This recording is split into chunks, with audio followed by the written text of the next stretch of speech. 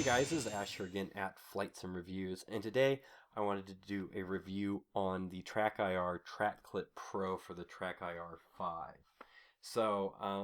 This is a more expensive version of the hat clip that TrackIR seems to promote that works better in low light because it's emitting its own infrared and it's more accurate than the hat clip.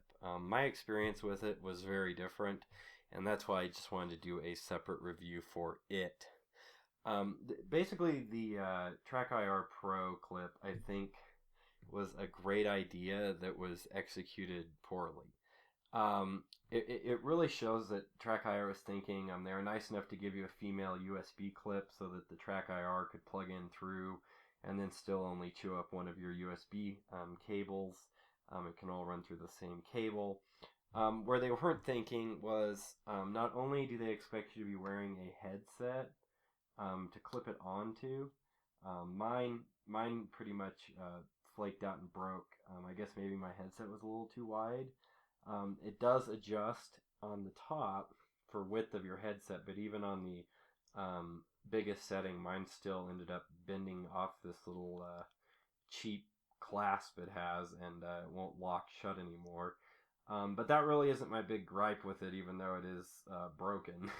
My biggest gripe with it is the LEDs. These are infrared LEDs, and basically, if you watch my other review, the TrackIR typically emits its own infrared light, and then it's reflected off this hat clip with these little reflective stickers. And that's how it determines the position of your head in front of your computer monitor to do what it does.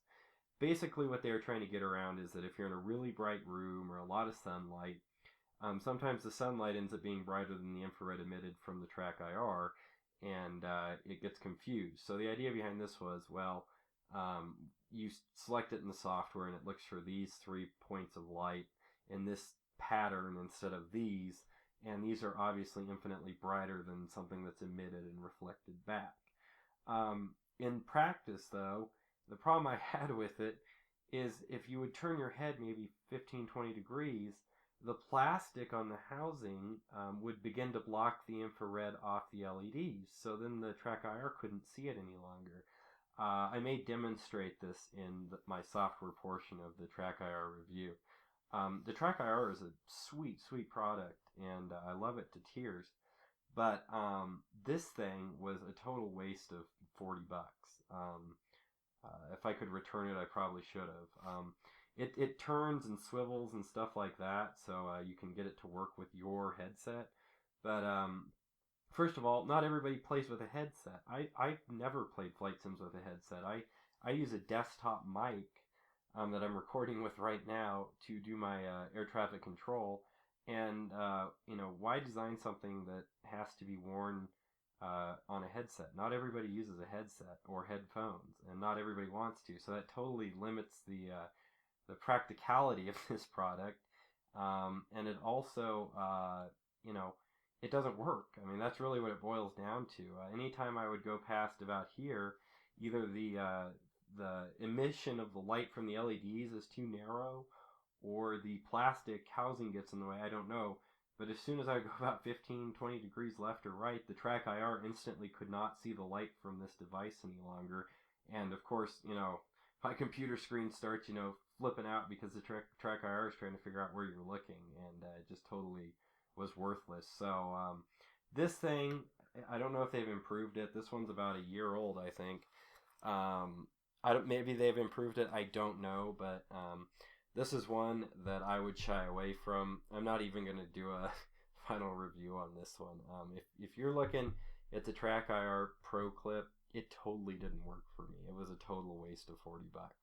So I used the cheap hat clip, and I've never had a problem, guys. Even in bright rooms, lots of sunlight that would typically, you would think would mess it up.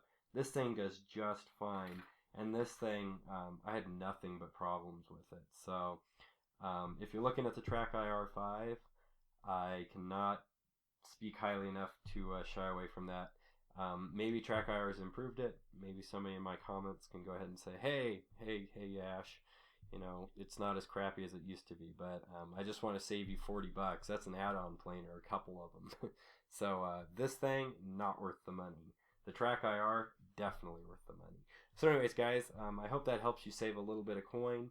And I hope you stay tuned for more flight sim reviews. Please subscribe. Please thumbs up. That's how I climb that YouTube ladder of views.